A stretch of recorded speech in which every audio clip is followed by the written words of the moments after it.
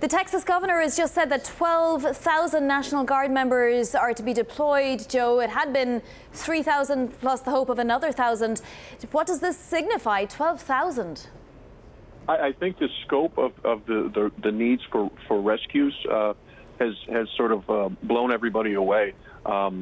We're 2 days into people being hauled out by boat and helicopter, and there's still thousands and thousands of residents trapped by the flood. So that explains the huge increase, in the governor's deployment. Now, do National Guard members help in instances like this, or does it take a huge coordinated effort with hardware from and FEMA assistance, federal aid, and all sorts of other things for this to be effective, for 12,000 people to go in and rescue people there?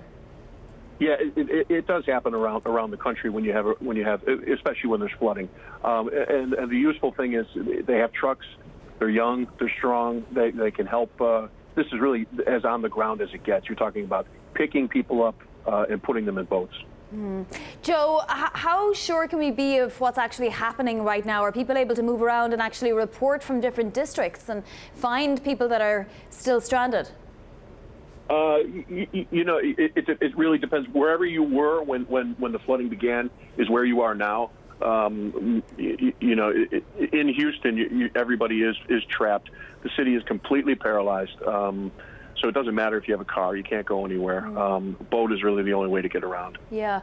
We're hearing that the First Lady and the President will be there tomorrow. Does it help when federal officials, and obviously the President is more than a federal official, arrives on a scene like this? I mean, the Energy Secretary right now in the Ukraine, for example, do people want to see their leaders, both corporate and, federally elected leaders, on site, or is it just enough to have messages coming through?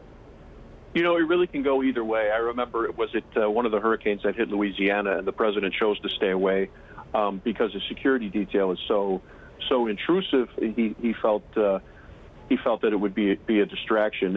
On the other hand, it may depend on who you vote for. Some folks will be thrilled to see the president come here.